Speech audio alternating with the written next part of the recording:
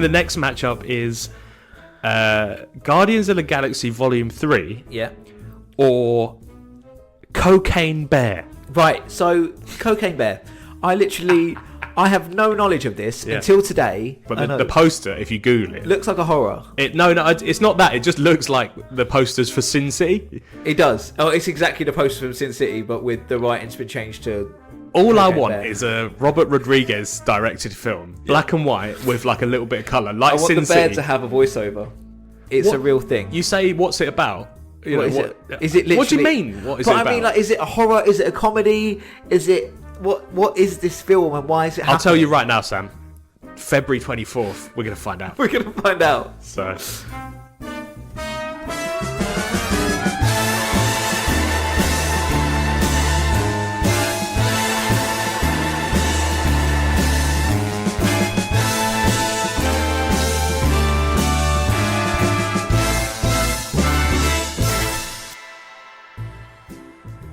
Hello and welcome to Two Reels Podcast. My name is Liam Reedy and today we're going to be talking about 2023's most anticipated films.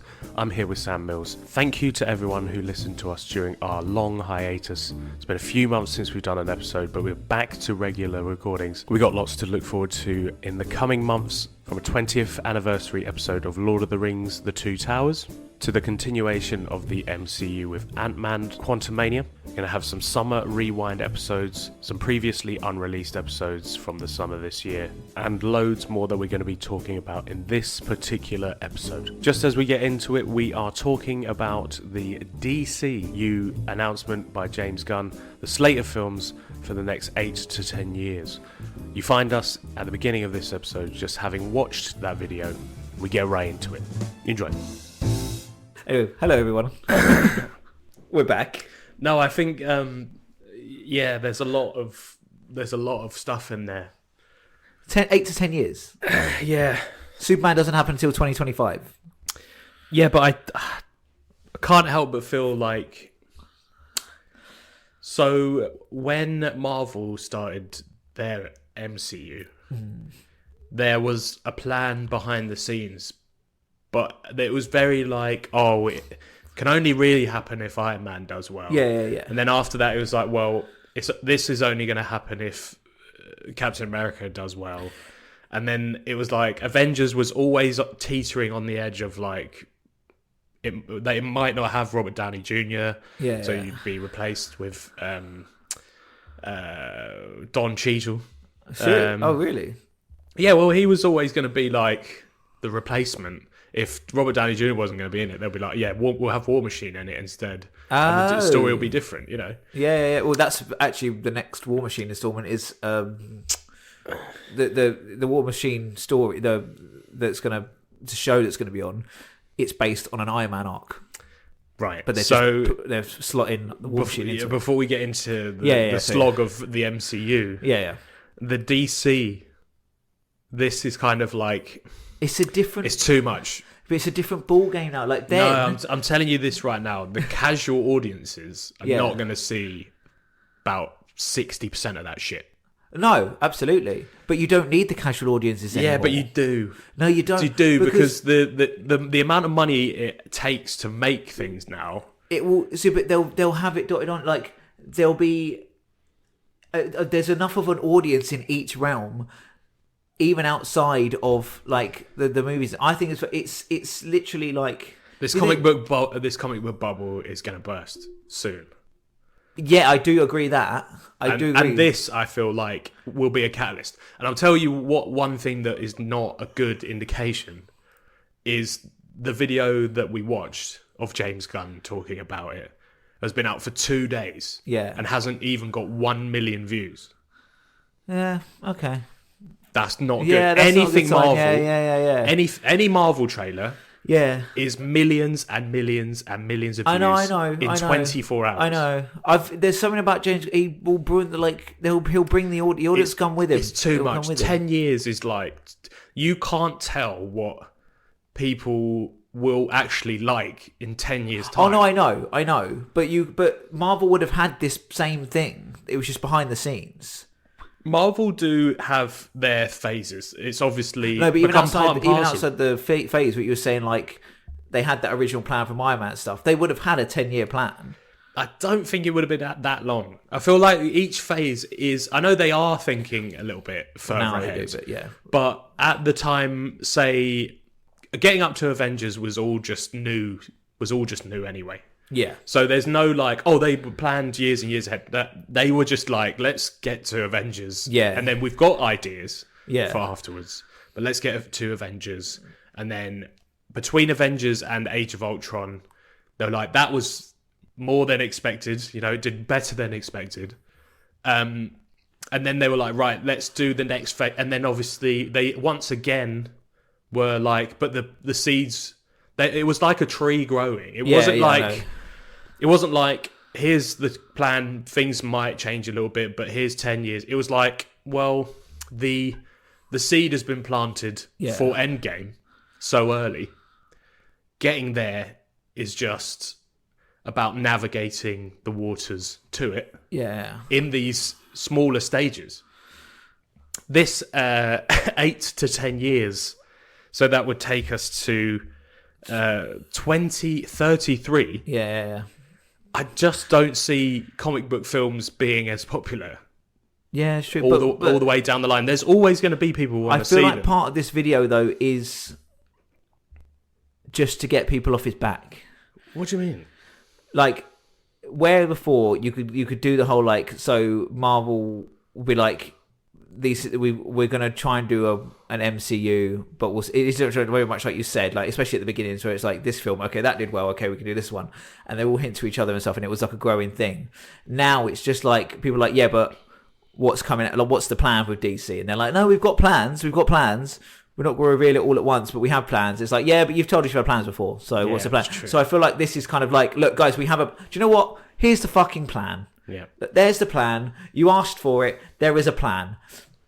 They know realistically. He's a filmmaker. He knows realistically they might not be watching these things in the next like you said, next 10 years. The bubble will burst. Hopefully, the bubble will burst. But what is also good thing is it might dodge the bubble entirely because he does make different shit. Yeah, but he's very good at taking old ideas and making them or reuse ideas and doing something different with it. So it might survive because of that. But we'll have to see. I'm looking forward to it, but I completely agree. It's.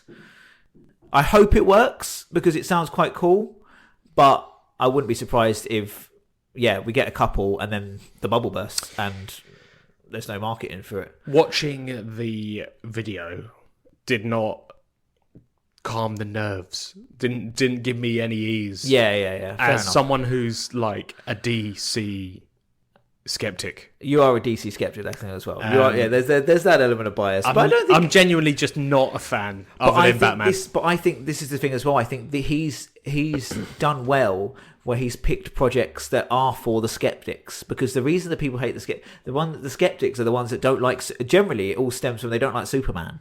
Yeah, it does.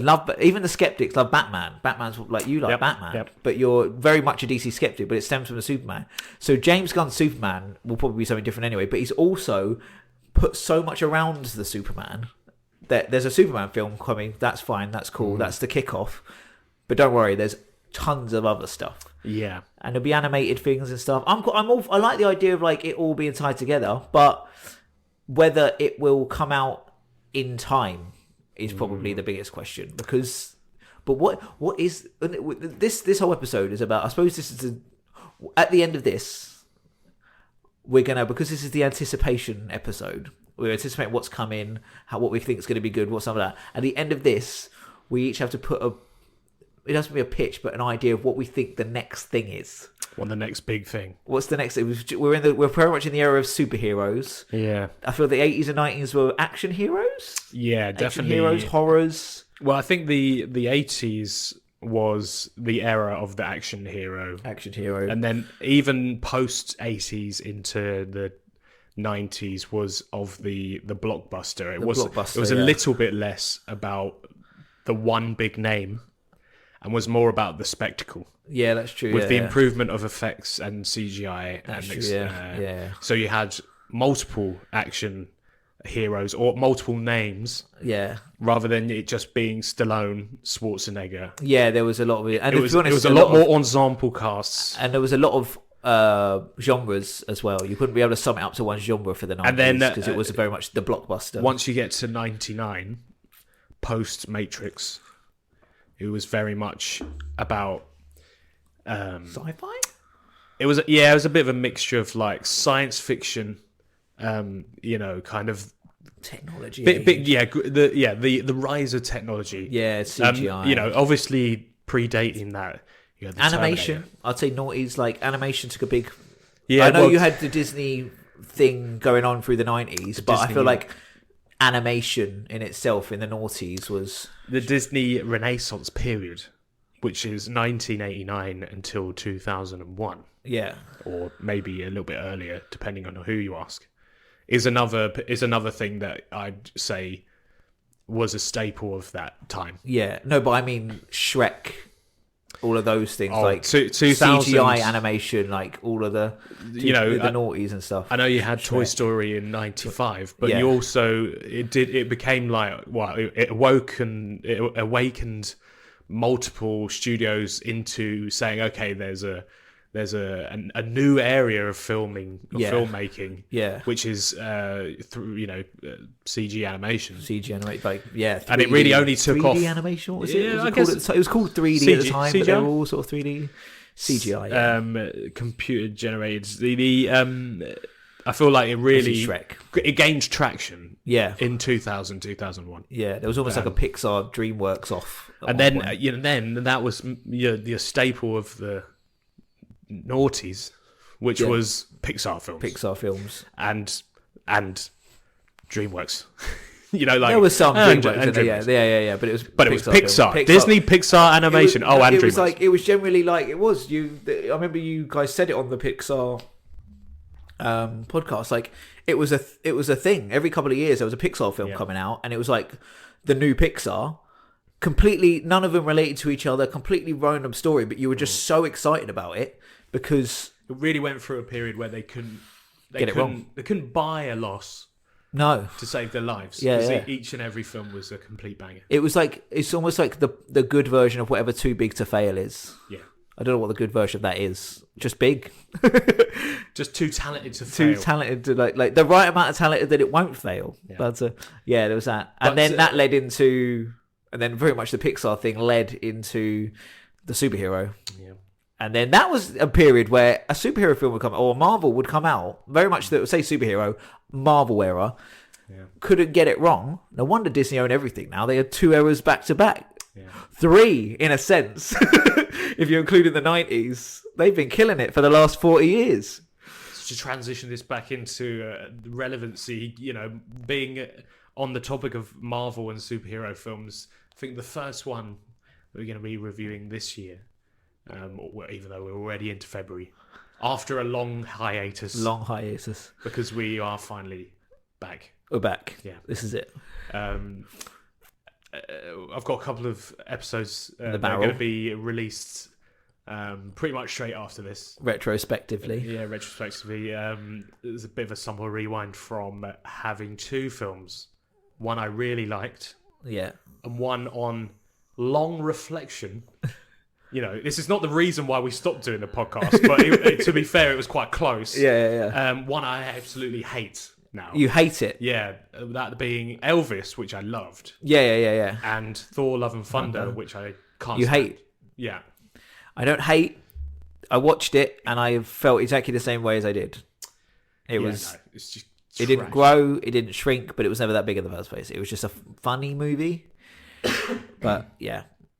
In previous episodes, I think I've kind of beaten this horse to death, where I can see the good in filmmaking, and like there's hundreds these days. It's tens of thousands of people doing a job. Yeah, we appreciate you. Literally, now with Thor: Love and Thunder, I don't think I can really mention that again because there's no, except for Christian Bale, there's no redeeming factors. No. He's in it far too he's in it far too infrequently. Yeah. And he's misutilized. Yeah. And then the rest of it is just is just like, isn't Thor dumb? Just phoning it in. Isn't Thor That's dumb? insane. He's suddenly dumb now. Yeah. He's all of a sudden dumb, and like to the point where like so there's a fan theory, and the idea is that we are watching Ragnarok is someone telling the story, but this is him. This is Korg telling the story, so we're watching the. I'm like, no, don't try and explain it with theory. It's fucking garbage that makes no sense. I think he's dumb now. Thor's dumb and incredibly arrogant. Has had no character growth since Endgame. Apparently. Or he's retracted. I think the fact that you have to then kind of explain it. Yeah, Korg doing a bit of narration, doing a bit of funny, was one of the best things about Ragnarok. Yeah, but has now become one of the worst things about the MCU. Yeah. Or the Thor movies. It's MC again. This is the one I've used to death. I don't know. I've always used it. Every time something good happens in Marvel, every time a director comes in and does something creative and different and good, they then go. The next guy comes along, and they're like, "Okay, you do your vision, but it has to have this and this." So James Gunn came along, changed the game completely. Literally, like Guardians. Literally, like, he's like took a team that aren't even villains in the comic book, but he's like, I don't think he knew he was going to get Suicide Squad eventually. So he's like, this is my Suicide Squad. Yeah, let's go. Brilliant soundtrack, insane. Everyone, I remember all the people doing was talking about the soundtrack, and it is brilliant. Characters really compelling and fun, and they're not like your average heroes. And it's the first time you've had like they're not your average heroes, and by the end of it, you're still like they're still not that great. Yeah, no, yeah. But it's kind of like they become heroic in their journey between the 3 films, to be fair, or 2 films so far. But it is still very much like they're still like they're not. If they broke a law, wouldn't be. Yeah, they're not. It's not out of character anymore. They haven't gone through a total redemption. No, exactly. You know? These guys are. They're not bad guys, but they're not heroes yet. They're not. Yeah. But it's like that, and it's like brilliant, nailed it. Okay, cool. So that's what people want, and then since then. Always a soundtrack from a certain era, or it'll be anywhere from the 80s and 90s. Generally, like popular songs of the 80s and 90s inserted here with some quip. The quip has got out of hand. Yeah, like the quip in Marvel, and we've said this plenty of times, is literally like. We need to murder the quip. Yeah, the quip needs ending. Like someone needs to go in and surgically remove the quip. I feel like there wouldn't be enough of Marvel left. There's you can have the writer in which you want for this project, but then a script surgeon, which is actually a term, is going to come in and gut the shit out of it because there's far too much quipping. But by the time he's done quipping it. There's nothing left. Do you mean clipping it? Clipping the quip. Clipping and snipping the quipping. Sniffing and clipping the quip. Yeah. There'll be nothing left because it's all quip. It's all quip. Like, oh, this really dark, emotional, like, real scene. That was good. Like we saw the range of the actor. No. Scrap that. I've got 140 minutes of an origin story that is just all quip. All quip. It's like, so yeah, oh my god, we can get rid of that. Like even No Way Home, which is the only oasis in the plethora of what Marvel has been recently. Even then, it's only the last 30 minutes. Yeah, last 30 minutes. But even in that 30 minutes, they do it. Because you have the brilliant bit, Aunt May dies, the scene that follows, unbelievably well acted, powerful scene, the meeting of the court of the Spider-Men, brilliant scene. The next scene, he just seems over it. Yep. There's a bit where she asks, are you okay? And it's not even like, I don't even see a reaction of like a holds back anger in the way Spider-Man does or anything like that. It's just like, no, yeah, I'm fine, it's cool. And it's like, and then it's all jokes. And I'm like, like, yeah, just twitching. Yeah, and then he loses it again, which is great against Goblin. Brilliant fight against him again. Your eyes twitching. It's like he's gone back to normal. He loses it against Goblin, all that sort of thing. Stops a really like beautiful way. Toby gets stabbed. They quip about him getting stabbed. This powerful moment where we thought one of them had died and he isn't. Should have died. It then followed. He should have died. Yeah. there's then followed up with you're in a lot of pain, aren't you? It's like he got it's your He's been quipping stabbed. about the emotionals. It's just not everything needs. I am very much a guy that deals with tragedy and humor. Yeah. That's my whole thing. That's my go-to. I find it the most unawkward thing to do, but it's too much. Sometimes you just don't quip. Right, and it was James Gunn is James. Do you know what? It's fitting that he's called James Gunn because the guy who invented the gun brought something had original intentions. Yeah, his original intentions was using this weapon that's easy for people to use. Where's this going? Just to show the guy that mentioned the gun didn't realize what he was unleashing upon the world when he did so. Right. And James Gunn done the same thing with Marvel. He made this thing that he thought would be really good, new and interesting, and it was, and then it just got it became something so much worse. There was loads of quipping ruined before everything. That. No, was there quipping before him? In Iron Man, in every Marvel film. It totally is. Jr. Right, this isn't the Marvel podcast, so I'm just going to go back on track. Let's talk about a few films we watched in 2022. Now I've got a list. Okay, cool. Of films that I have actually seen. That you've seen. Which I couldn't remember until I was like, oh yeah, I've seen that one. Go through to them and I'll tell you I've seen them as well. Well, I think you've probably seen maybe one. Okay. It's good stuff. I've got some series, but yeah. So I'll start with ones that I have yet to watch, but we'll get to. Yeah. So coming up soon, we said we're going to do Ant-Man, Quantumania, but we're also going to talk about Black Panther. Yes. Wakanda Forever. Haven't seen it, but yes, gonna do a double header in February on the release for that one. Yeah. Just so we can connect the last of the MCU films just to the newest one. So I haven't seen that one. I haven't seen Everything Everywhere All at Once. No, which I really want to though. Obviously is getting mad. Well, not of time of recording because it came out ages ago. Yeah, I know. But late summer, a lot of people were like, "Well, this is the multiverse movie that Multiverse of Madness should have been." Right. Because it's just well written. Just well written. I mean, it's won lots of awards and for not only the writing but the directing and acting. So, so there's that one I haven't seen. The Banshees of Inisherin, which is the director of In Bruges, teaming back up with Colin Farrell and Brendan Gleeson. Yeah, I want to see that.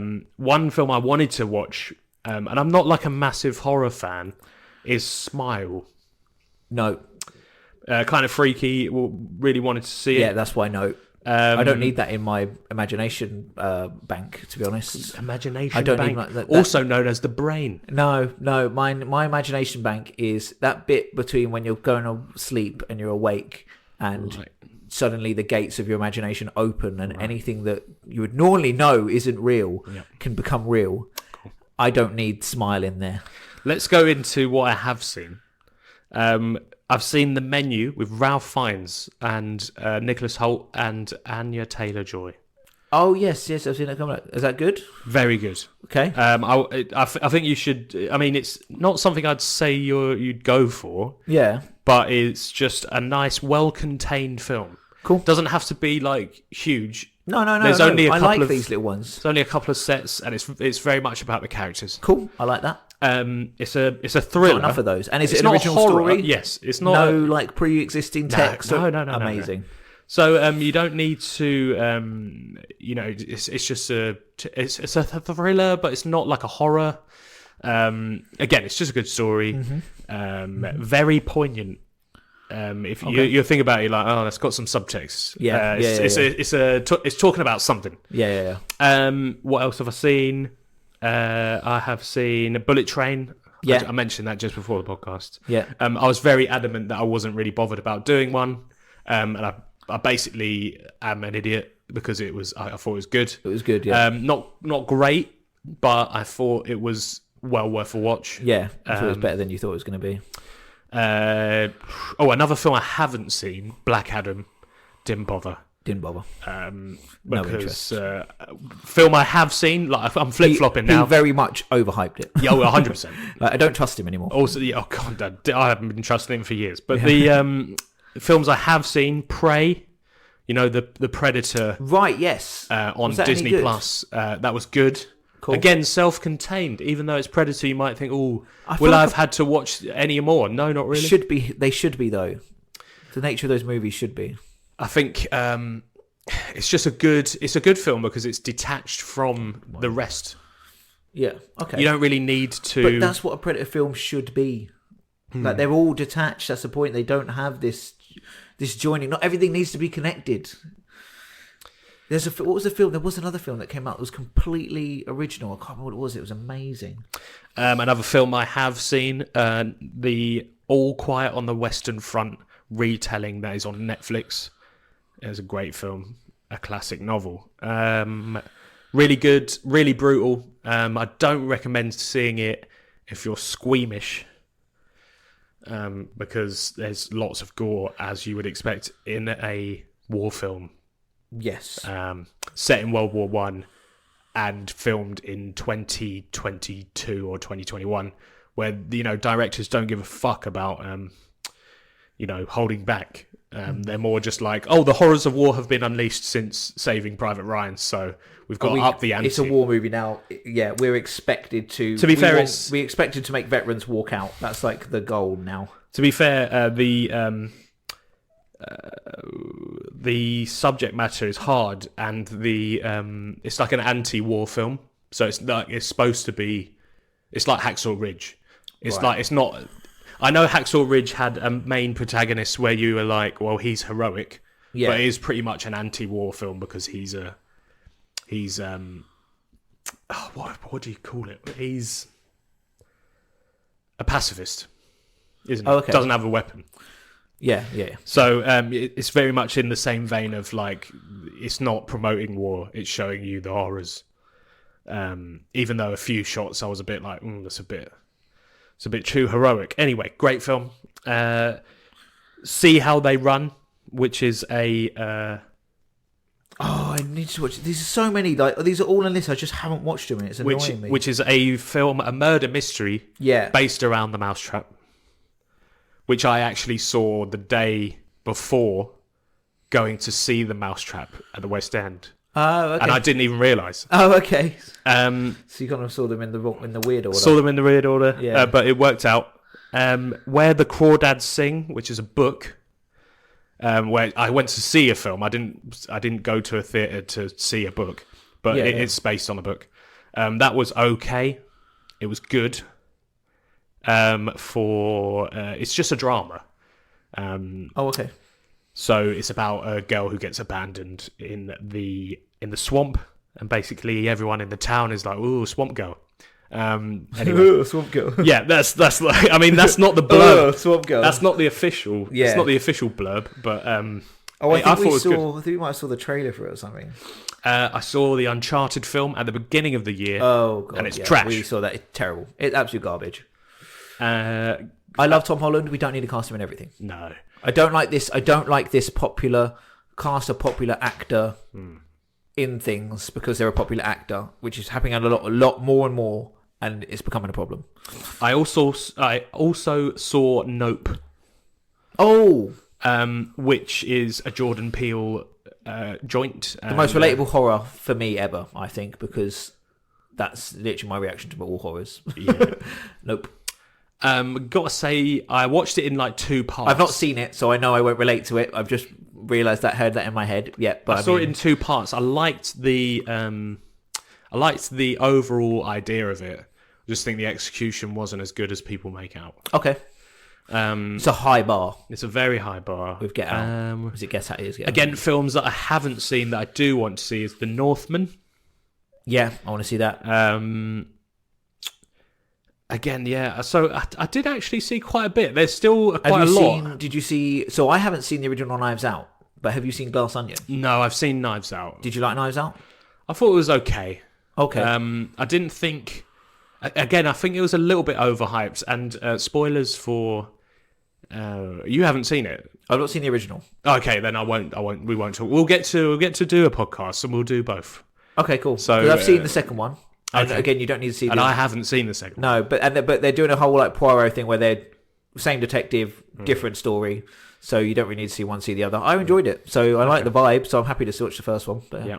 Okay, we'll get to the Knives Out movies, 2023.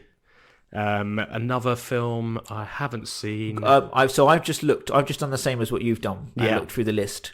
I have been absolutely awful this year and seen nothing really that came out last year. I saw a couple of things and that's it. The thing I can remember the thing now that was original story. And I mentioned to you earlier on Disney Plus. It's called The Princess. I've literally just came across it. Yeah. Self-contained, very much just a martial arts action movie kind of thing like that. It's basically, the best way to describe it is Die Hard meets Damsel in Distress. But those two ideas put together, and it's but it's also kind of like got the dread element of or I suppose the martial arts movie that Dread was sort of based on. It's a tower, and it's her working her way down the tower. Oh, okay. It's that thing. Really easy, simple story, but it's just a brilliant action movie. And no pre-existing text. The Princess, the main character is Joey King, who plays a character called the Prince in Bullet Train. Confusing, but don't get them confused. Weird kind of typecasting where your characters are not related, but the names are. She's kind of badass. I kind of wanted her next to be something like the King, the Queen, or the Jack. She's got to be called Jack in her next thing, or something like that. Yeah, so that's her typecasting. Different characters, they all relate to the. It doesn't make any sense. But it does in our head. It's fine. So those are the films I feel like she's a bit of an up and comer as well. I think she is. Yeah, we'll see a lot of her. Those are the films that we saw last year, but just didn't really warrant a whole podcast. No. Well, you saw last year. Well, yeah, I've seen fuck all. Turns out I've spent this whole year in a nostalgic bubble rewatching shit. Yeah, but a lot of people have. Yeah. I know a lot of people who are just... We're at that point now where there are one or two series that people are like, I'm watching this now, which is really good. For example, a lot of people watch like Ozark or watching Ozark, everyone's watching... Do you know the one I keep hearing at the moment? And it's not relevant or new at all. Criminal Minds. Yeah. Everyone's fucking going mental about rewatching Criminal Minds. Yeah, why and 2023? I don't think anyone watched it when it was out. No. But everyone's going mental about Criminal Minds. I'm like, what's that about? Yeah. I remember watching it. That's the guy with the blonde detective, right? No, is that the right one with the psychic? And he's like, I don't know. Are you thinking about The Mentalist? That's The Mentalist, yeah. But I don't know. Criminal Minds is like, I know there's two. I get them all mixed up, to be honest. There was that era of just like, it was like after CSI and NCIS, it was just like this like detective teams. Yeah, like detective teams with characters with one tangible quirk. Yeah, it was basically that. And because it was the early 2000s, I mean, Criminal Minds came out in 2005. Yeah, one of those quirks might just be like, they're not white. It's just like, right, okay. Or they're autistic, yeah, but we don't know what it is yet. Yeah. But we're not going to mention it ever because we're not 100% sure what it is yet. We know there's this quirk, but I mean. It's not like quirky detectives is the new thing. You can't be a famous detective without having a quirk. Yeah, that's just like insane. But how would you pitch a TV show? Like, how do you It's a detective, but he's what? So what's his quirk? No, he's just really good at his job. Really good at his job. So that's his quirk. No, he doesn't have a quirk. He's a normal person. Detective. It's a documentary. No, it's a TV show. Well, I don't get it at all. And I love it. And I want you to get the fuck out of my office. It got so bad that a genuine, and honestly, it's a detective. Well, it turns into not one, but genuinely a detective show. Lucifer is a detective show, right? Because it got to a point where they're like, oh, I don't know, it's a detective, and because the whole like detective companion thing became a thing. Yeah. Because I don't know if it's because of Castle, but Castle and like, oh, he's a writer, but he writes crime novels, so he definitely would be useful. It's the whole like Sherlock Holmes thing gone too far, because Sherlock's not a detective.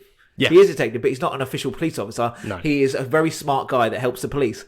Just about plausible, but he's an individual, and it's an olden time as well, and he's got forward ideas. It just about translates. And they're like, Castle, he's a writer, he writes crime novels, so he must be able to help an actual detective. And it just exploded, and it got to a point where they were like, so you've got a detective, and she's really good at her job, and she's a good detective, but her partner's the devil. Yeah. It's like, what? I love Lucifer. Finished it off last year. I suppose that's something I watched last year. I think the last season came out last year. Of course you did. Got really good like last year, but it stopped being a detective show once it got to Netflix. Of course you did. Got a bit better. Of course you watched it because you're in the bubble of nostalgia and you were just going around in circles, exactly, like a lot of people are. Finishing off shows. I did a lot of this year. I still some I haven't finished, but I spent a lot this year. Like I haven't watched that in about a year, and there's about 3 seasons that I need to get through now. There's a lot of that. But actual watching stuff that came out, oh God forbid, no. I haven't been to cinema since the summer. Yeah. And there's been the irony is, we spent all of the summer going cinema, and there's been some really good releases. There's been some really good. And we just didn't bother, because it wasn't like we kind of get caught up in it. So to break out of the nostalgia bubble, we're going to try and see more films. And as people who have a film podcast, who have studied film, I think we should do that. We should do that. I'm not going to go as far. I never ever want to be one of these people that looks at the Oscar list and goes, I need to watch those. No. Just have no interest in those movies. I do, however, I'm going to pay attention to films like Everywhere and Nowhere at Once, The Whale. Yes, yeah. Just because Scott Sport, the Renaissance is here. The Renaissance. That is something very much to look forward to. I hope is more than just a 2023 anticipation. Yeah. The return of Brendan Fraser. Where have you been? We love you. Yeah. And he seems so surprised by it. I know. I love him. He was. He's just so surprised how much love there is for him. Was it you? Was it in the group that I sent the video of him appearing at the Prince Charles for the Mummy screening? No. So he was actually there for, the Prince Charles in Leicester Square. Yeah. It's literally. He was there. I think it was 2 weeks ago, 2 or 3 weeks ago, because they had a re-showing, a 35mm showing of the Mummy. Yeah, they did Lord of the Rings a few weeks back. They do it all the time. We've got to pay attention. Have a bit of a circuit. We've got to keep an eye on that cinema. Actually, that's the point. Yeah, I'd rather do that more than going to the cinema to see some of the things that I know we're going to have to review. Yeah. But to jump out of the nostalgia bubble. Well, we'll jump back into it a bit with Tim talking about he went to this Mummy. He went to the Mummy screening, and he was there, and like no one knew except for obviously the organisers. Yeah. And it was just the reaction. He got a standing ovation. It didn't even really, Well, no one knew he was there. No one. So whoever bought tickets, they were just going to see the film. Did they give a standing ovation to the film? To him. Came out? Yeah, when he came out. Right. Okay. I was gonna say that's a bit. That would. I mean, it's so a good film, but yeah, like I was like, that'd be so bizarre if that's what he turns up to. But yeah. But even though Brendan, so Brendan, there's those. Have you seen those interview things where they get the actors? I've seen a Mike Myers and him one where they go over their old movies and them talking about them at the time. His one's brilliant. It's just him. Like he took my example. I always tell people is he talks positively about the Mummy 3. Yeah. Like he doesn't slag it off, and even at the end of it, they're like, "Would you do another?" He's like, "Would I do another Mummy movie?" He's like, "Yeah, give me a good script." Yeah, he's just a nice guy. I don't know, and he takes his comedy seriously. Yeah, this is the thing he describes though. He doesn't think he's funny. The jokes are there on the page. He will do the jokes that he will take any writing in front of him seriously, and if it's slapstick, it's slapstick. But he takes it seriously, and I think that's what works. It's just he delivers every time. But Renaissance, let's bring it. The Renaissance is underway. I think is probably the best. But I do. The Whale is on the list. I need to definitely see. I wouldn't normally watch a movie like that, to be honest. I'm not really all about the real life stories sort of things, or real kind of bases of stories. Because a lot of time when I'm watching these movies, I just want to escape this world. But I'm all for it. So we're going to talk about Ant-Man: Quantumania this month, so we're going to be reviewing it literally in a few weeks, right? So let's skip past that. We're going to see it. What are our feelings on it? You're more optimistic than I am. I know, which is mental. I'm a massive Paul Rudd fan. I feel like over the course of these podcasts, I was the positive one and really nice and like really gave people a chance. You were obviously, we always said you were the brain and logical, and I don't think brain. I feel like I was just the level-headed one. Yeah. Like and Harry was like the grumpy old man sort of part aspect. Very much. And then together you two were kind of grumpy old man. I feel like I've slowly become a grumpy old man over the course of it. I can't just enjoy films anymore. We've turned you. My brain is so critical now that films I think I maybe would have not enjoyed, I can still, if a film's good Not and enjoy simple, Yeah. I can still enjoy it. If it's if it's good for what it is, I can still enjoy it. But if something is just garbage now, whereas before I'd have gone, oh, that's kind of, I'm just like, this is garbage. And, Right, I'm thinking of doing a little competition. Okay. So I'm going to put two films against each other. We're going to have a little bracket. And we're going to have a couple of films on one side, maybe like 4 or 8. Okay. Then we're going to have 4 or 8 on the other side. Okay. And we'll see which is our most anticipated film for 2023. Okay. Thoughts? Cool. Okay. Lovely. First films, Spider-Man Across the Spider-Verse and Dune Part 2. Ooh. Which is going to be which? No, I'll just say, which are you more anticipated? Oh. Which are you looking forward to the most? Or looking forward to seeing? Or looking forward to knowing about what's going on? So both of them very high anyway. Yeah. Dune is very much the latest epic in about 20 years. Yeah. Since Lord of the Rings. Yeah. It feels like. It feels Lord of the Rings. It's very... It's never going to... Nothing's ever going to be Lord of the Rings, but it feels that energy. It's got that energy to it. does. But Spider-Verse is just so good. And I can't see... Those guys seem to knock it out of the park every time. They're so reliable. I still trust them that they do their own thing. Yeah. Whereas Dune still feels like it's dangerously in that area of where a producer, but the production company can decide what happens. I feel like Dune having Denis Villeneuve out at the helm, someone who has created a kind of... He's kind of created his own niche of, you know what to kind of expect from his films. Yeah. Only kind of really tonally. And then the rest is kind of like you're in for a ride. Okay. You know. So obviously he did Arrival and he did Blade Runner 2049. Yeah. And, you know, so you can kind of get a sense of his films from watching them. They're kind of serious in tone. Yeah. But they're grand looking epics. You know, even Arrival, which is just aliens come to Earth.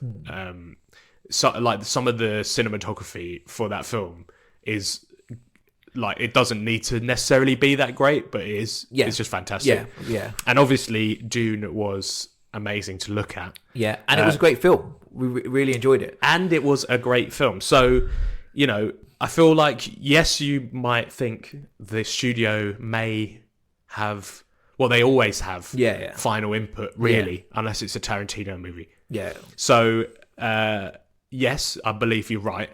But I believe Sony would have more tighter grip. Not a really tight grip, but a tighter grip on Spider-Man. Yeah. On whatever platform that is, be it animation or live action.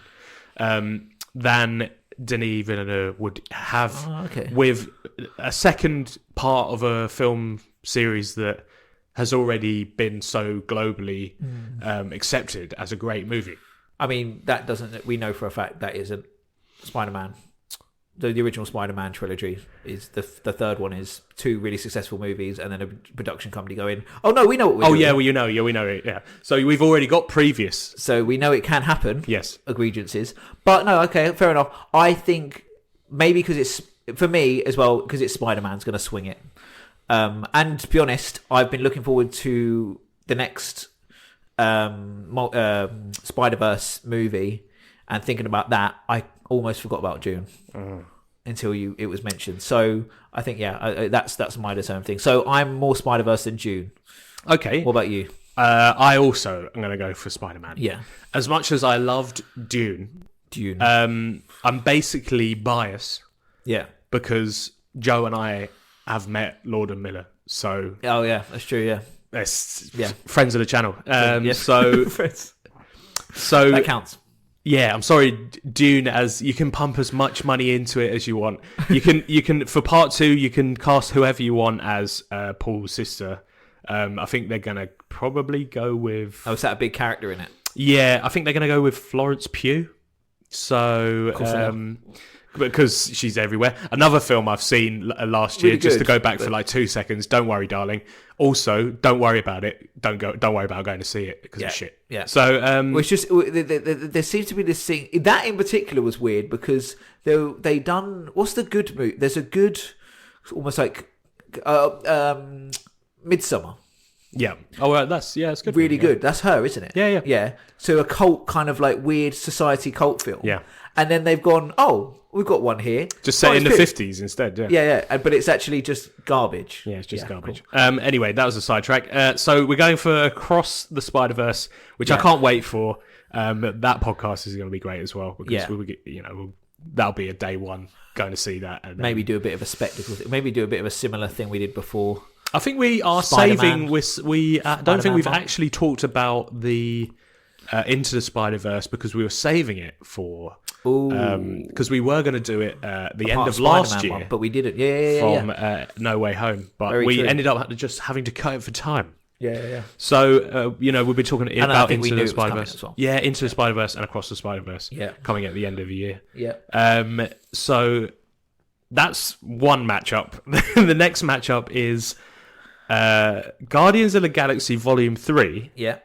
or Cocaine Bear. Right. So, Cocaine Bear. I have no knowledge of this until today. Yeah. I've seen nothing of it. I just saw a clip with my phone on silent. What is it? Is it a comedy? Just because obviously this is an audio. It's got to be a comedy. It's right? got to be. Or a horror? No. Inspired by true events. Obviously, you know that means it's not. What? really. A bear got cocaine and no, that's not a movie. That's Look. no. Look, the I know this is an audio podcast, but the poster, if you Google it, Looks like a horror. no, it's not that. It just looks like the posters for Sin City. It does. Oh, it's exactly the poster from Sin City, but with the writing's been changed to. All I Cocaine want Bear. is a Robert Rodriguez directed film, black and white, with like a little bit of color, like I want Sin the bear City. to have a voiceover. Yeah, and it's Mickey like Rourke. a noir.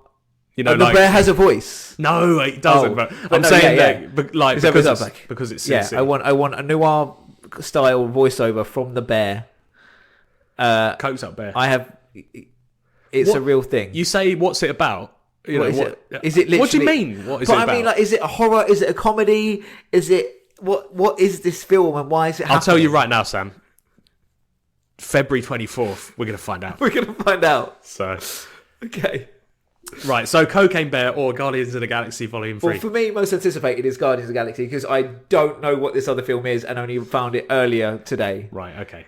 But Right. Just But you know what? Anticipation-wise, now I guess Cocaine Bear. All right, okay. Because Guardians, at least I know.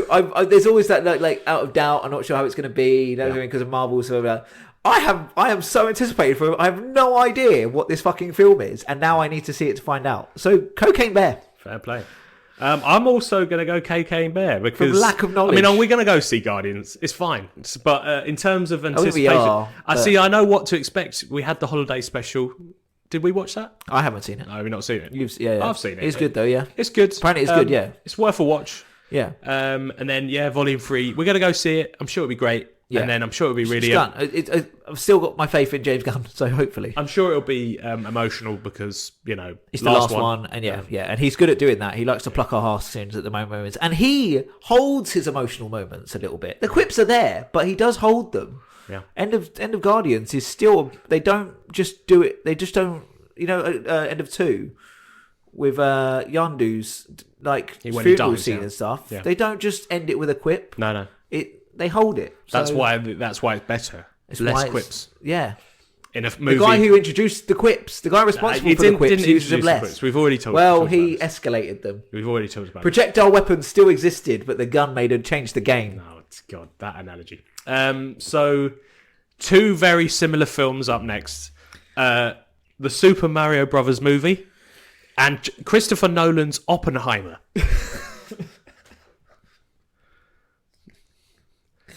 And I have to choose which one. Yep.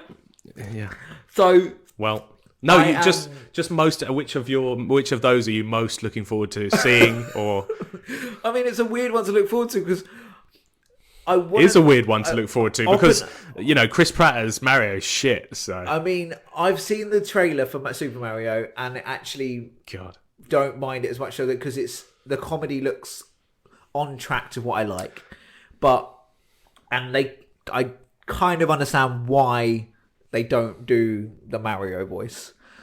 It is famously, in a humour concept, sort of racist, but not. It's very much joked about being that. It's just enough been referenced in a jokey way about it that they're like, let's steer clear of that. I get that. And it does look funny.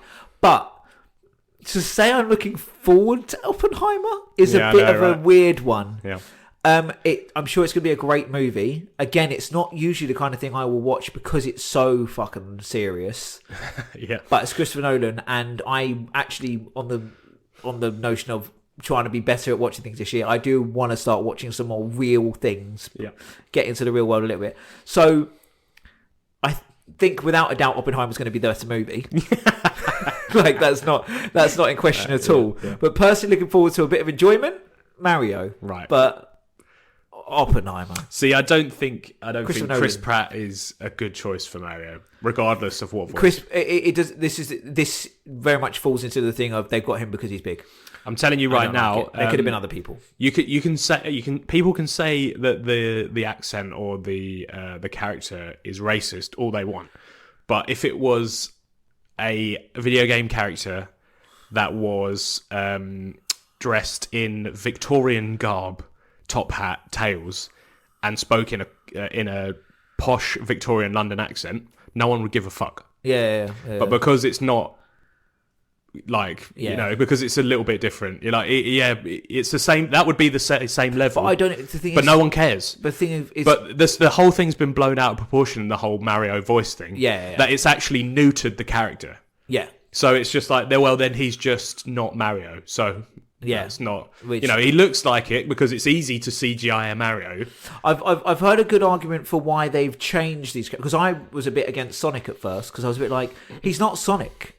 He's like a very different Sonic, and they've given this character. And then my mate at work absolutely blew the argument out the water, cut me at the knees. It can't be the comic book, the characters we know from the video games like Mario or Sonic, because there's no character there. Yeah. The main characters of these games that we used to play. Well, there's more for Mario because there's a lot of games since he's been able to speak and have character development in games. He doesn't really have much. No, he's just Mario. Everyone else is developing around him. Sonic has had little. Sonic had that Sonic X series, and in that, because it's a TV series, he doesn't have to have too much of a personality. No. He's just cool, and he's Sonic. Doesn't work for a movie. So I get it why these characters get rewritten so that this is a reluctant Mario, and he's a bit more skeptical. And it's like, okay, I get that. So he's Luigi. Yeah, and they've the whole pluck out the real world thing, and they're definitely doing a multiverse, and it looks like they're going to be putting Sonic and Mario are going to come together at some point because they're both doing multiverses.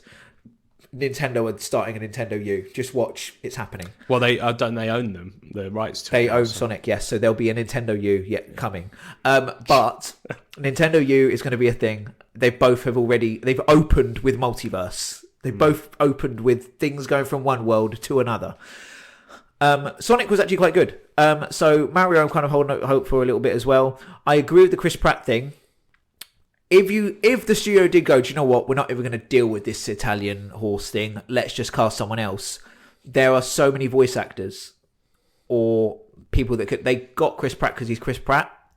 It could have just been other people. There's some, the top of my head. If I was going to cast the kind of humour it is. If I was going to cast it, and someone who would probably bounce off Charlie Day quite well as well, is what's his name? Nick from New Girl.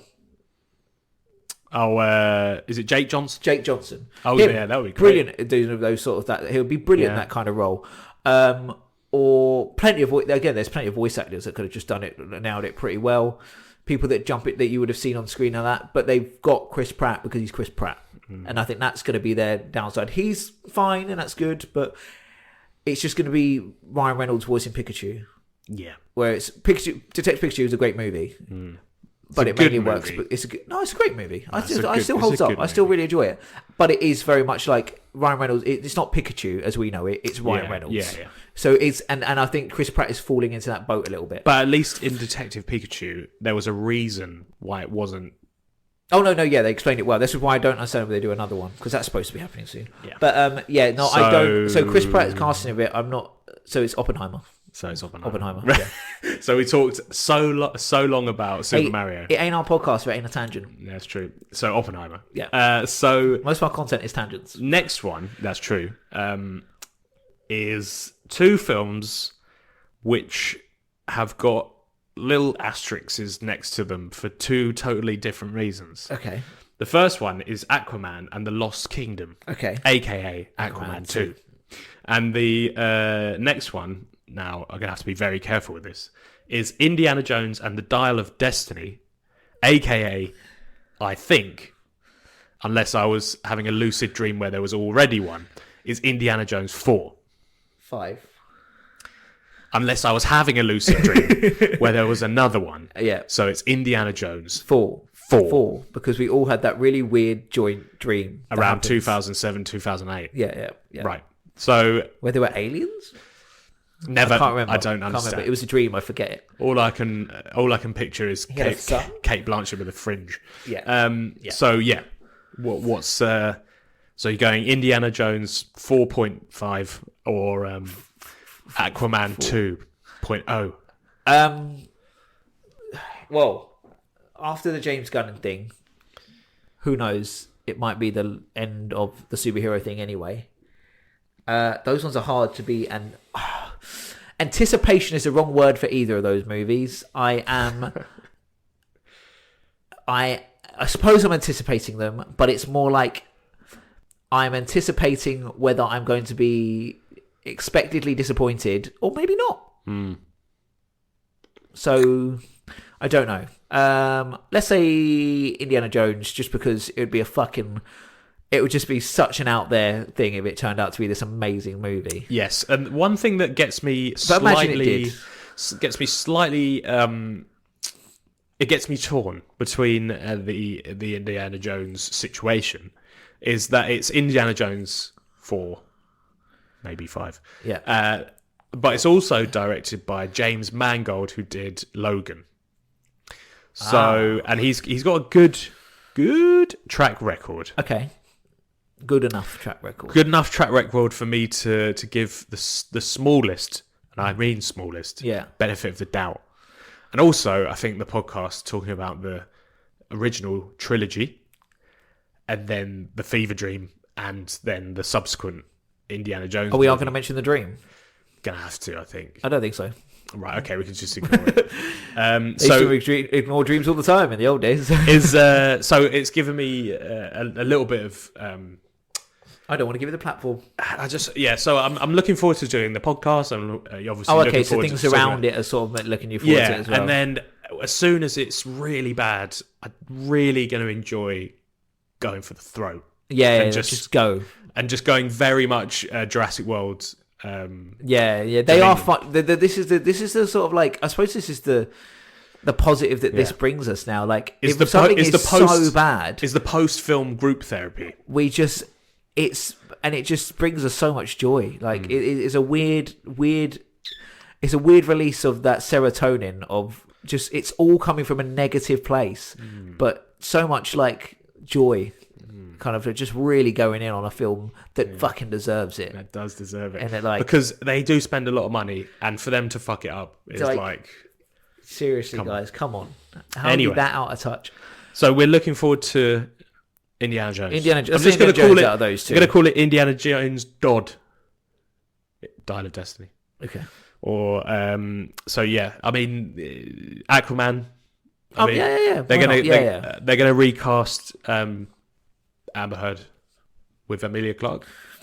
Oh, are they actually doing that? I think so. I think that's why it's not already out. Oh, okay. I thought they were just cutting her out. I'm up for that. She's pretty integral. You know, it's quite hard. Yeah. But I think no one's going to complain when they see Emilia Clarke instead of Emilia Clarke is like the anti-Amber Heard. Yeah, it's like the most positive person replacing one of the most negative. Very like not someone I would associate with when thinking of like Hollywood. She's very much like Yeah. homely English actress.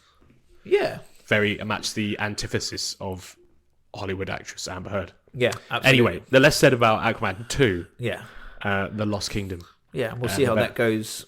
By that point, we'll be a couple of animated series and potentially 3 DC movies in, so we'll very much have an idea, but as it builds to that anyway. Good God. So that's one side of the bracket, like a tournament bracket. So we've got, on that side, we've got Cocaine Bear, Yeah. Indiana Jones and the Dial of Destiny. We've also got Spider-Man Across the Spider-Verse and Oppenheimer Okay. as 4 hotly anticipated films. Okay. Are you ready for the next 8? Yeah. And then what we'll do is we'll have a battle royal, 4 versus 4, and then we'll have the 2 most anticipated. Okay. We'll see which one Who's is gonna on. win? Okay, yeah. Okay, so I'm going to throw the next 2 out there. Okay. Let's go for Fast and Furious 10 Okay. and the Barbie movie.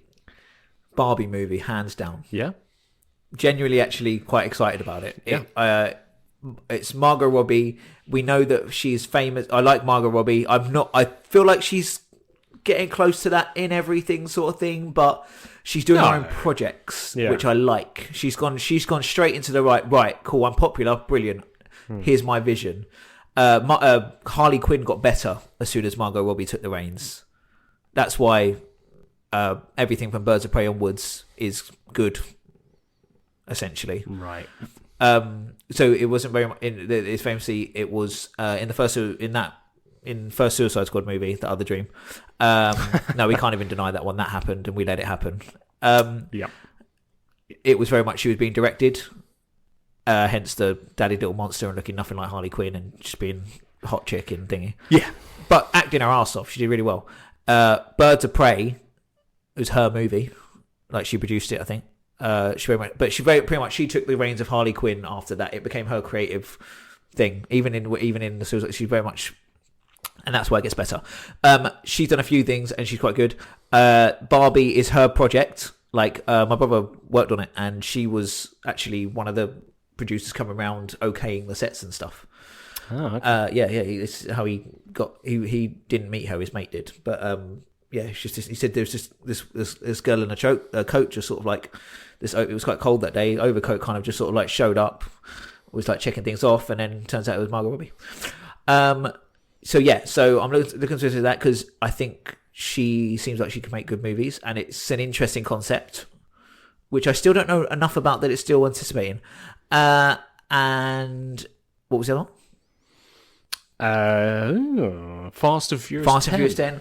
I mean, it's a Fast and Furious movie. I don't think I'm up to. I think I've missed the last 2. Fast and Furious 10, official title, Fast X. Because, yeah. I mean, I feel like... Make it make sense. I feel like they've all... No, but I feel like they've all been building to this, haven't they? Like, to have X in there, to justify having X in their title. It's like, we've got to make 10 movies because at some point we need an X in our title. Imagine it was Fast Triple X. Something that I don't know if you Crossover. know. I don't know if you know, so this may sway you. So I don't know whether to say it or not. Just say it.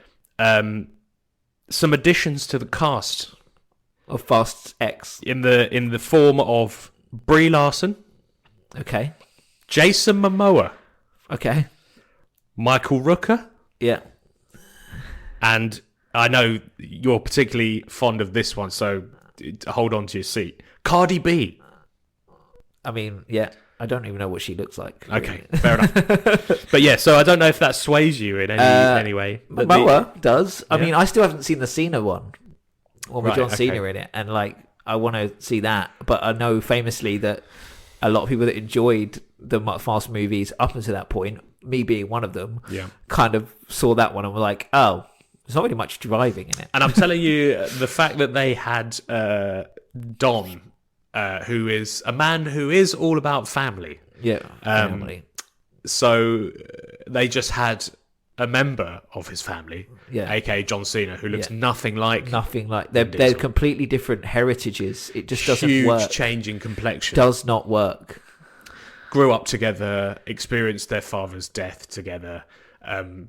just never mentioned him for No. well over All about his family. well over 2 decades. Never tormented by his brother. Yeah. That is this. Yeah. Okay. Very like. Yeah. And his brother just happens to be like a secret agent. Isn't he like an assassin who kills people through driving or some shit like that? It sounds like driving's a part of his MO or some shit, but there's barely any driving in it. He's like Agent 47, just with wheels for hands. Yeah, essentially, yeah. He's the transporter, but like he's just but John just Cena. John Cena. I'm up for it. To be honest, the reason one of the reasons I would actually watch that one is because it's John Cena, and I'm fucking loving everything he does. I really like him as an actor. At the moment, yeah. I really like him as an actor. I don't think he's done anything wrong yet. I mean, he's already better than The Rock. It's not high bar.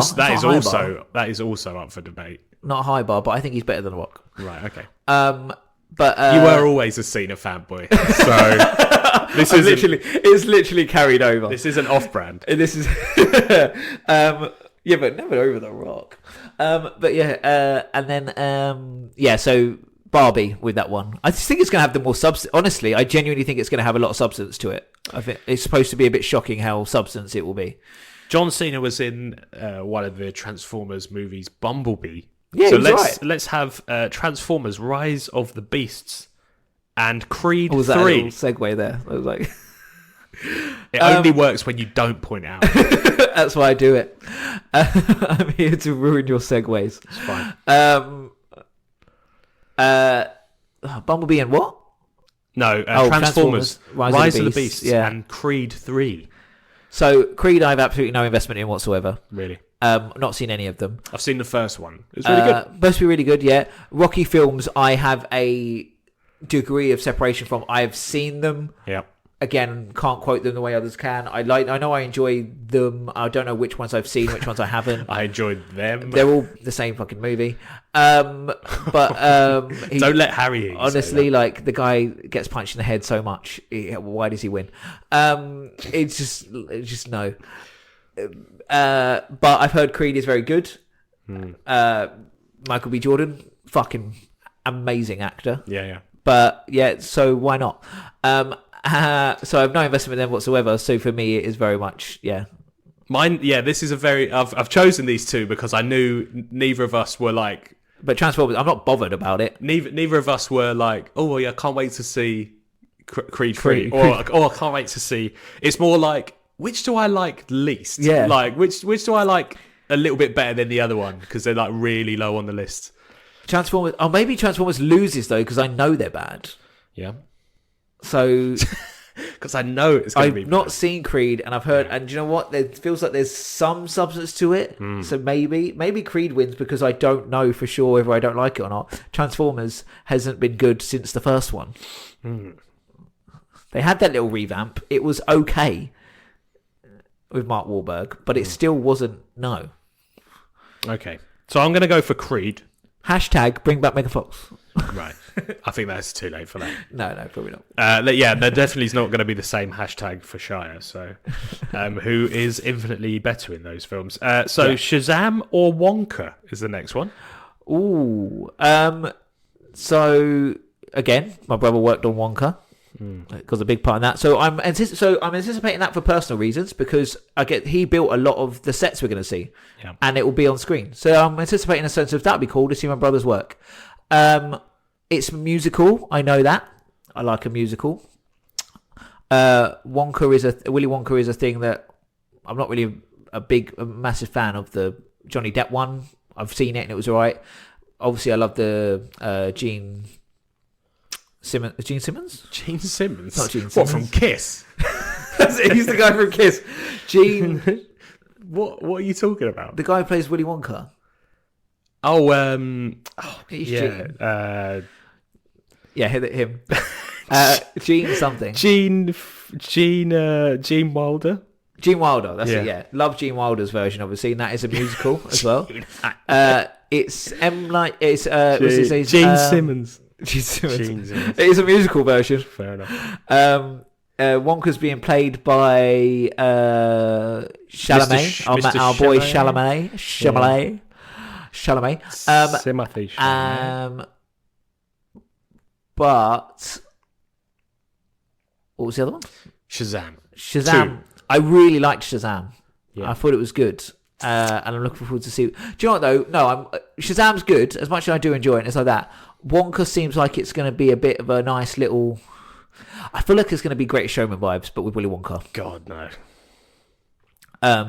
It'd be a Great Showman that you can go see. Right.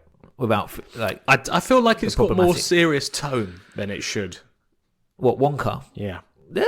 Yeah, probably, maybe. I mean, it's all films do nowadays. You have to look into the depth and the reality, and they can't just have a fun thing now. No. You can't just have nice things. You can't just be like, just nice. It's got to be like, why are they like this? But also, they're probably really evil on the inside. Yeah, or there's a darkness in them, some shit like that.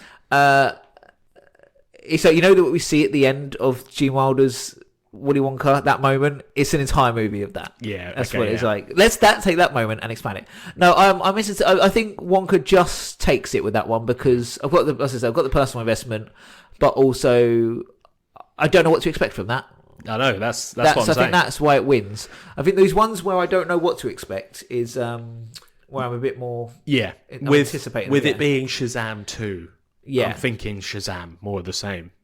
Yeah, but with Wonka, I'm like, it's a bit of a a bit of a gritty take on a Roald Dahl character. Absolutely. Which I mean, I which don't is know. Weird in itself. I mean, they had that kind of like darkness to them, I suppose, its characters, but they were like, it was whimsical dark. But that was mainly from the drawings, and that wasn't done by Roald Dahl himself. Yeah, exactly.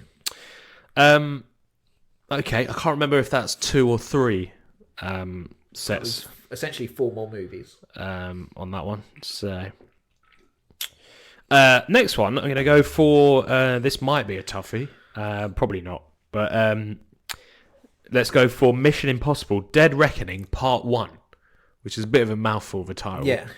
But I'm sure will be a great film. And Dungeons and Dragons: Honor Amongst Thieves. I've gone for 2, which have got very long titles, and that's the only thing that connects them.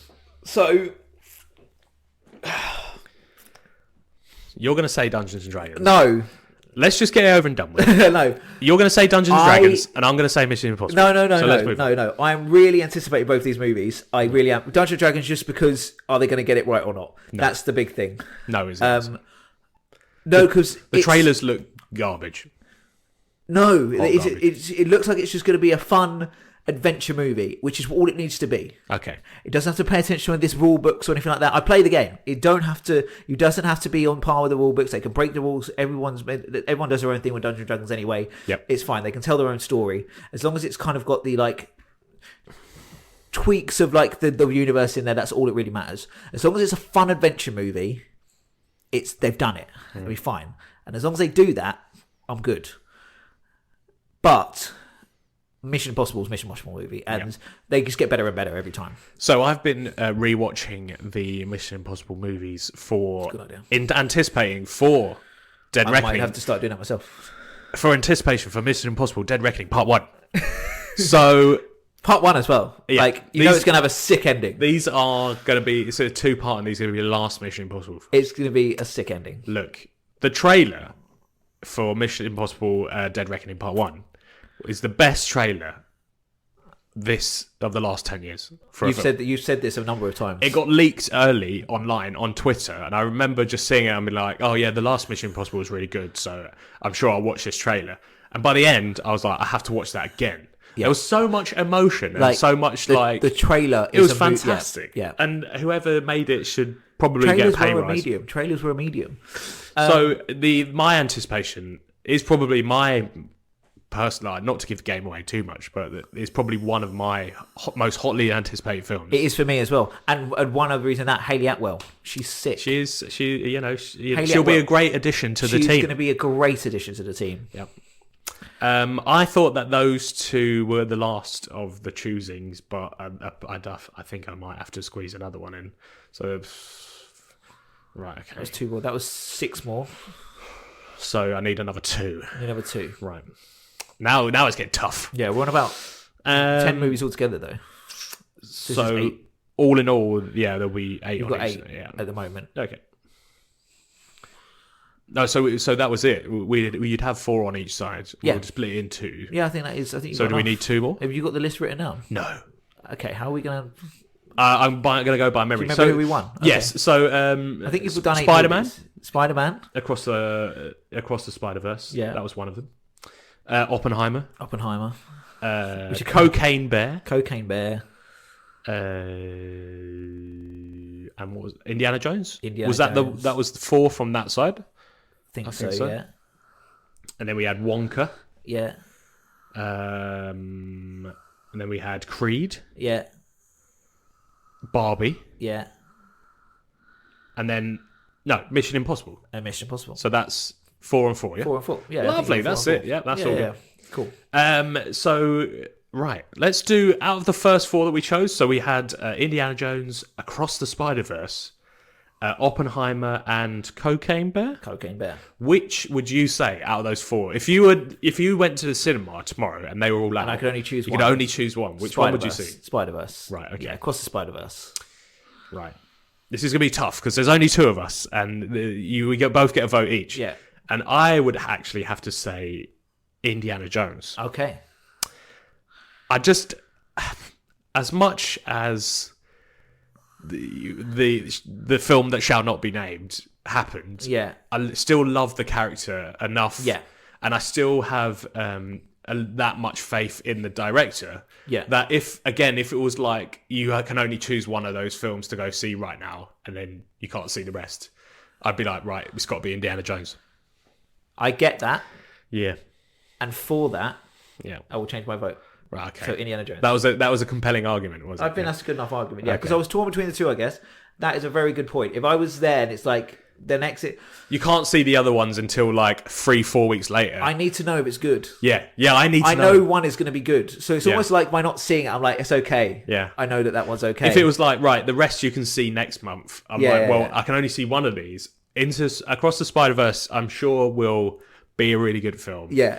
But I'm obviously anticipating where they're going to take the story next. Yeah. But I have to I know. need to know did they do it? Did they fuck it up or not? Yeah. Yeah. Okay. Yeah. So Indiana Jones wins that one. And who else was in that one? So we had Cocaine Bear and Oppenheimer in that one, Yeah. didn't we? Again, they're vastly different films. The other 2. I hope so. I really hope so. I honestly think Oppenheimer will be the best out of Well, them. because they're both based on real events. Yeah. So maybe they're not so different. We wanted to watch more. You wanted to watch more realistic films this year. You should have gone for either one of those because they're both inspired. No, by yeah, true I'm not events. going to do it at detriment to my own taste, to my existing taste. I'm just going to make an extra effort to watch the others too. Cool. Watch as well as. Sorry, no, I'm not going to watch less. So on the other side, we had Barbie, Creed 3, Mission Impossible, Dead Reckoning Part 1, Yeah, and Wonka. and Wonka. So which would you go Mission for? Impossible. Yeah. I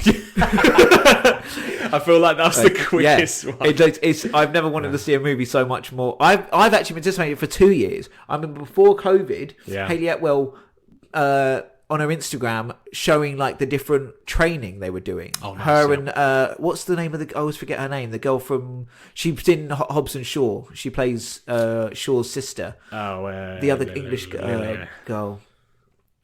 Is it Vanessa Kirby? That's it. Yeah, they're both in it. Yeah. And it was them doing the training, like abseiling thing, and I'm like, and that was like 2 years. That was like I think it started before COVID, and then as soon as they were able to again during it. So like I've been looking forward to that movie for ages. Really good cast in this one. Not only Hayley Atwell, obviously Tom Cruise, Godoy. Yeah. Rebecca Ferguson again, Godoy. Yeah. Vanessa Kirby, Pom Clementif from Guardians of the Galaxy. Yeah. Angela Bassett is in it as well, and obviously Ving Rhames, who I keep thinking is dead. But he's not. He's not. Yeah. What about Which is always a really nice surprise. Yeah. Like you're like, oh, he's not dead. He didn't die. Yeah. Yeah, that's good. So you got Simon Pegg. Yeah, of course. Yeah, Yeah. Simon Pegg.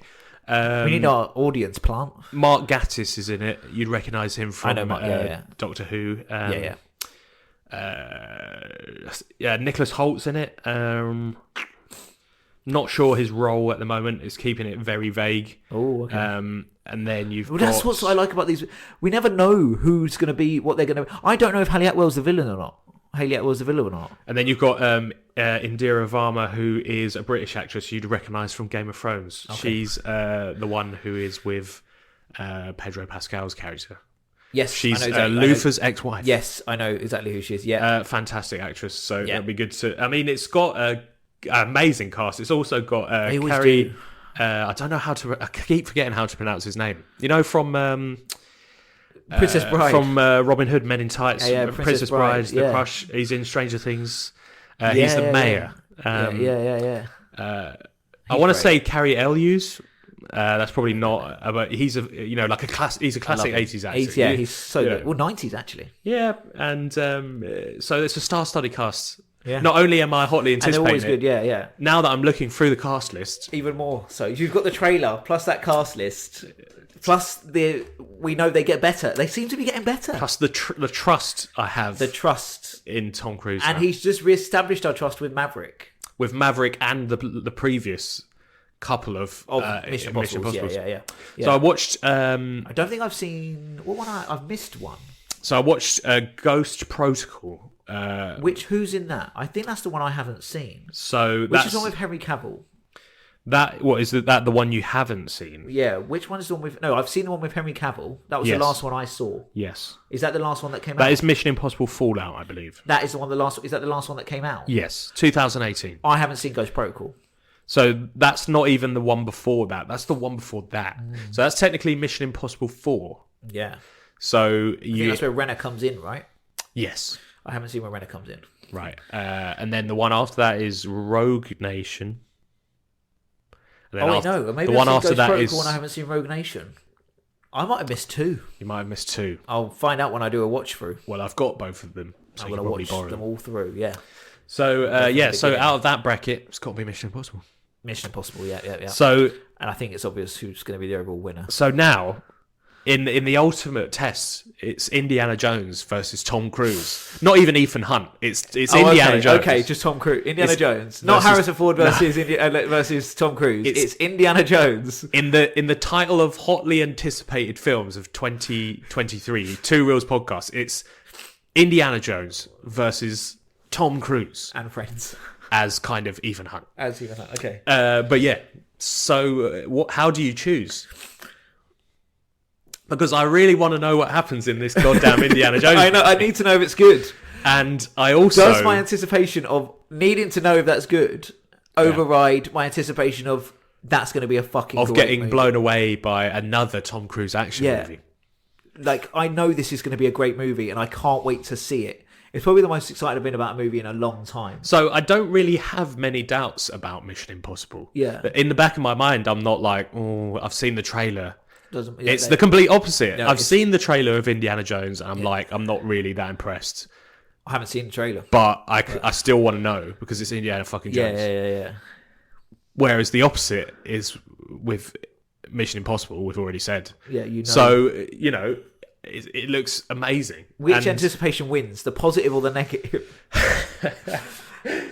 as a cynic, Like, with Indiana Jones, I just got to know. I need to know, like, now. But again, going back to a very, very rudimental way of trying to get about a result, if there was one door Yeah.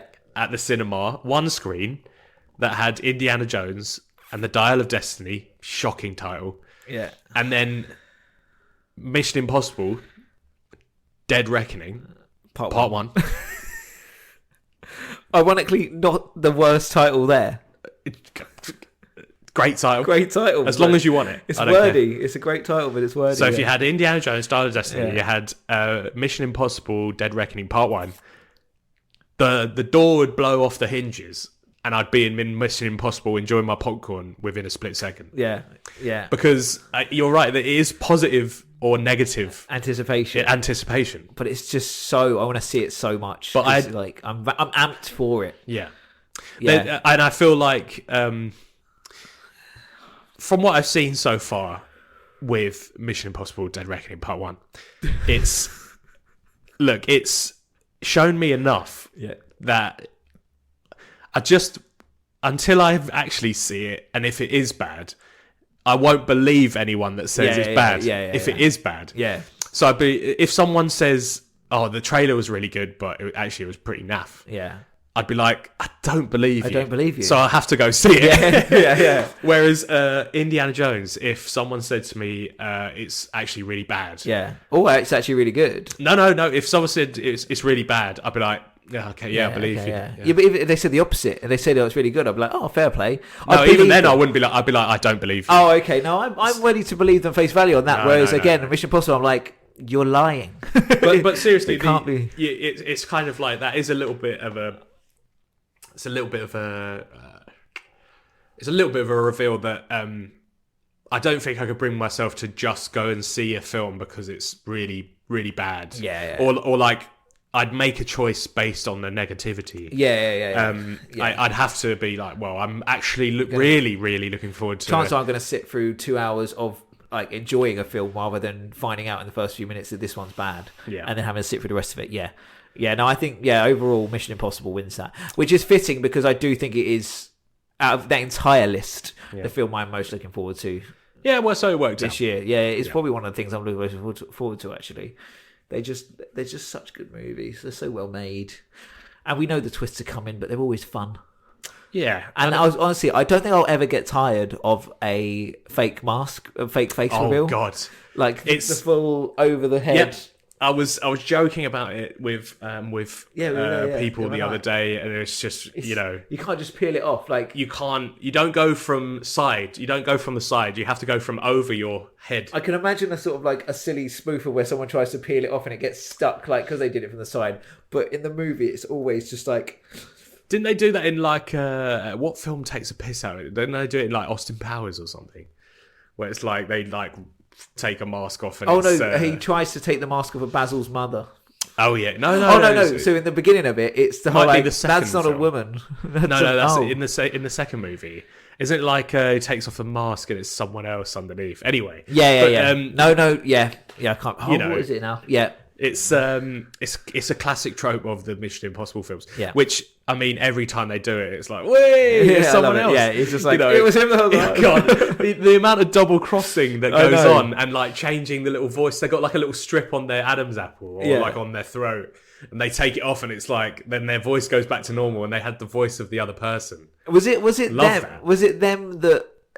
I don't know if they kind of like perfected it or not, but I feel like Ocean's done the whole like we'll show the plan. Yes. As we're giving the plan. Yeah. And then as we're giving the plan, we'll then reveal the things that went wrong were actually part of the plan. Yeah. I think they did that. And then it's almost like Tom Cruise with his Mission Impossible films went, ooh. I could do one better. I can do that but better. Yeah. And then just kind of like turned up and done it again. But we'll do the whole scene.